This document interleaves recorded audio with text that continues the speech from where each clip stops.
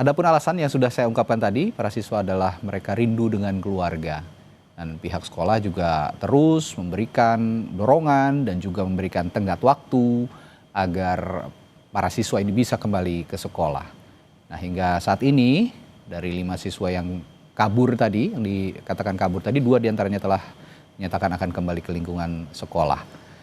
Dan mengenai hal ini, Menteri Sosial Saifullah Yusuf atau Gus Ipul juga membenarkan ada 5 siswa sekolah rakyat menengah atas 16 di Temanggung, Jawa Tengah yang kabur. Dirinya menyebut kelima siswa ini meninggalkan asrama sekolah karena tidak kerasan dan rindu untuk pulang ke rumah. Dan Mensos juga bilang pihaknya sudah melakukan komunikasi intensif dengan keluarga murid. Dan Mensos menyatakan 2 siswa dari 5 siswa yang kabur ini telah mengkonfirmasi untuk bisa kembali lagi bersekolah. Diketahui sekolah rakyat ini adalah sekolah yang menerapkan sistem asrama, sehingga siswa-siswa yang berada di dalamnya akan menginap di asrama dengan sistem yang sudah diberikan oleh pihak sekolah. Namun apa saja fasilitas penunjang sekolah rakyat yang bisa membuat mereka kerasan, sehingga kasus-kasus seperti di Temanggung ini, ada 5 siswa kabur dari sekolah rakyat karena tidak kerasan di sekolah katanya, ini tidak terjadi lagi di Indonesia. Kita ketahui sekolah rakyat ini juga merupakan program unggulan pemerintahan Prabowo Subianto dan Wakil Presiden Gibran Rakabuming. Dan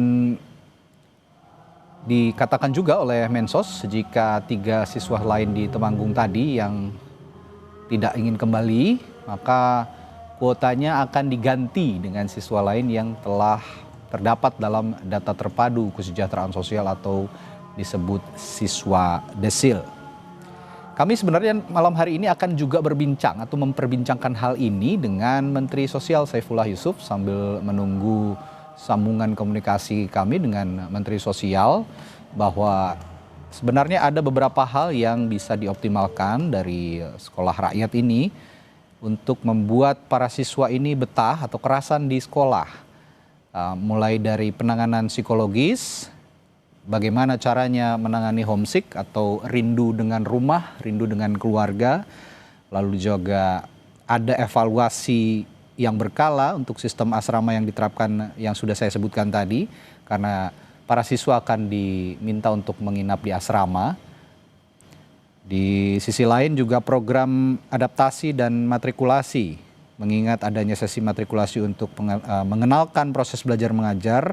Kita juga perlu tahu apakah program ini akan diperkuat untuk membantu siswa yang bertransisi ke kehidupan asrama.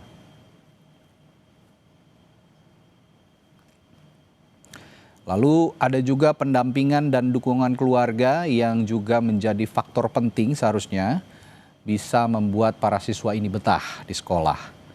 Nah, kami juga nanti akan coba tanyakan bagaimana Kementerian Sosial melibatkan orang tua atau wali dalam mendukung adaptasi siswa, terutama setelah kasus siswa yang rindu ibunya atau rindu keluarganya ini kabur dari sekolah rakyat ini.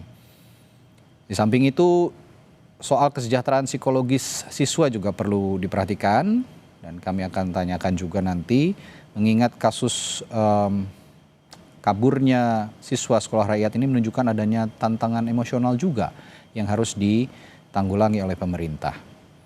Nah, ada juga proses seleksi karena tidak semua siswa ini bisa memasuki sekolah rakyat, ada seleksi dan persiapan siswa. Nah, kami juga akan pastikan apakah proses seleksi siswa sekolah rakyat ini mempertimbangkan kesiapan mental dan emosional untuk hidup di asrama, terutama bagi anak-anak dari keluarga miskin yang mungkin memiliki ikatan keluarga yang kuat. Lalu juga bagaimana memastikan bahwa siswa yang diterima ini siap dengan sistem boarding school atau asrama yang saya katakan tadi, mengharuskan mereka tinggal di asrama. Dan untuk lebih lengkapnya saat ini sudah bergabung Menteri Sosial Saifullah Yusuf melalui sambungan virtual. Selamat malam, Assalamualaikum Pak Menteri. Selamat malam. Oke. Waalaikumsalam warahmatullahi wabarakatuh. Pak Menteri sudah mendapatkan informasi ya soal ini, dan kata Pak Menteri tadi dibilang katanya nggak kerasan katanya. Apa alasan utama mereka sebenarnya selain nggak kerasan? Apakah ada alasan-alasan lain yang membuat mereka tidak betah di sekolah dan akhirnya memutuskan untuk kabur dari sekolah, Pak Menteri? Jadi saya ingin menyampaikan dulu ya, saya sekarang berada di Sekolah Rakyat Oke. 10 di Inten Suweno di Cibinong. Oke. Di Bogor ya, Pak Menteri ya? Malam ya di Bogor, Ya. alhamdulillah. Terus yang kedua, memang tadi sudah saya konfirmasi ke Temanggung, ada 5 siswa yang kembali ke rumah dan menyatakan tidak kerasan, artinya tidak terbiasa dengan kegiatan yang sudah dirancang sejak bangun tidur sampai katakanlah tidur kembali.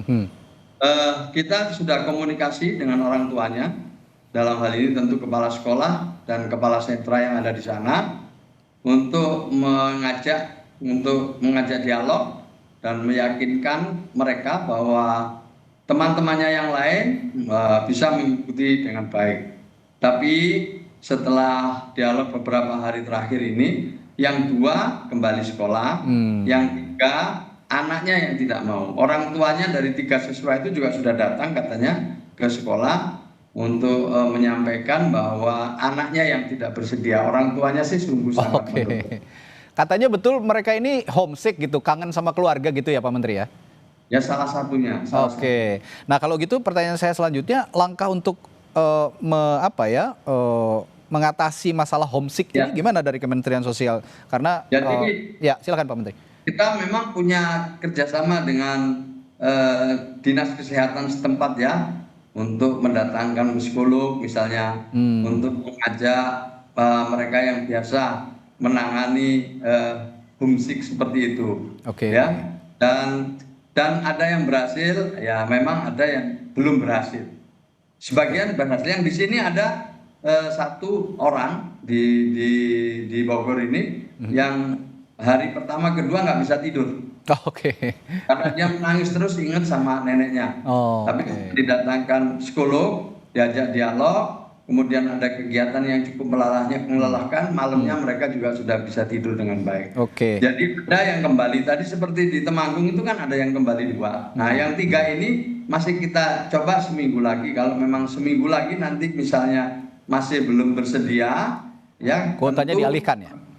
Orang tuanya nanti kita ajak bicara lagi, dan insya Allah akan digantikan siswa lain yang sudah ngantri sebelumnya. Tapi begini Pak Menteri, kalau kita bicara soal seleksi dan persiapan siswa, apakah proses seleksi siswa sekolah rakyat ini juga mempersiapkan atau mempertimbangkan kesiapan mental dan emosional untuk hidup di asrama? Karena kan tidak semua anak familiar dengan kehidupan di asrama atau boarding school ini, terutama di kalangan masyarakat miskin misalnya. Ya jelas ya, kita nggak mau pendaftaran, kita bekerja menseleksi siswa berdasarkan data. Dan data kita sesuai Inpres nomor 4 adalah data tunggal sosial ekonomi nasional. Berdasarkan data itulah kemudian tim pendamping dari Kementerian Sosial survei ke rumah, dialog dengan orang tuanya, diiringi oleh Dinsos setempat dan Dignas setempat. Setelah melakukan dialog, kemudian ada persetujuan dari si anak dan orang tua, baru kemudian ditandatangani oleh bupati atau wali kota atau gubernur. Setelah itu baru kita tetapkan sebagai siswa resmi dari Sekolah Rakyat Rintisan. Kira-kira seperti itu prosedurnya. Saya juga dengarkan pemerintah ini menargetkan pembangunan 100 sekolah ya di tahap awal ini ya Pak Menteri. Nah kira-kira kejadian ini memengaruhi rencana itu nggak? Oh sama sekali tidak, ini akan jalan terus. Dan ini kan semuanya nanti di bulan Juli ini ada 9.700 lebih siswa yang akan mengikuti Sekolah Rakyat Rintisan di tahun 2025-2026. Nanti di 2026 atas arahan Presiden, insya Allah sudah selesai bangunan permanen sekolah rakyat. Ya, di 100 titik itu, di mana akan menampung setidak-tidaknya 1.000 siswa dari jenjang SD, SMP, dan SMA. Nah yang tidak kalah penting Pak Menteri, untuk membuat mereka juga betah di sekolah rakyat ini yang menerapkan sistem boarding school. Koordinasi dengan pemerintah daerah, mengingat juga ini ada pengelolaan pemerintah, campur tangan pengelolaan pemerintah daerah, untuk memastikan fasilitas-fasilitas di asrama ini juga bisa menunjang mereka beraktivitas, sehingga tidak bosan. Sudah dilakukan, Pak? Apa saja fasilitas yang diberikan? Ya jelas itu bagian dari kurikulum yang sudah ditetapkan sebelumnya ya. Jadi mereka secara umum sekarang ini telah mengikuti dengan baik, Oke. ya. Telah bisa mengikuti masa pengenalan lingkungan sekolah pada 10 hari terakhir ini. Ya, apa yang disampaikan dalam pengenalan sekolah itu tentu sosialisasi tentang proses belajar mengajar. Ya. Tapi yang nggak perlu ditekankan di sini adalah penguatan disiplin siswa. Oke. Ini penguatan ini menjadi penting. Kemudian yang kedua, dimotivasi untuk tetap bangga sama orang tuanya. Ya, yang ketiga mereka bisa disiplin, gitu loh. Oke. Bisa mengikuti semua jadwal yang sudah disusun, semua tata tertib yang telah dibuat, sehingga anak-anak kita itu dalam 1 hari penuh itu sudah bisa mengikuti jadwal-jadwal itu dengan baik. Oke. Baik, saya yakin juga Pak Menteri melakukan evaluasi berkala secara rutin, sehingga ya ini kan jadi harapan baru begitu Pak Menteri. Sekolah rakyat ini bagi masyarakat miskin bisa menempuh pendidikan, mengenyam pendidikan dengan fasilitas yang memadai, yang lengkap, sehingga bisa konsentrasi belajar dan tentu saja outputnya adalah berprestasi. Baik, terima kasih Pak Menteri sudah menyediakan waktu di Sapa Indonesia Malam. Sampai jumpa kembali. Selamat malam. Assalamualaikum. Terima kasih. Waalaikumsalam warahmatullahi wabarakatuh.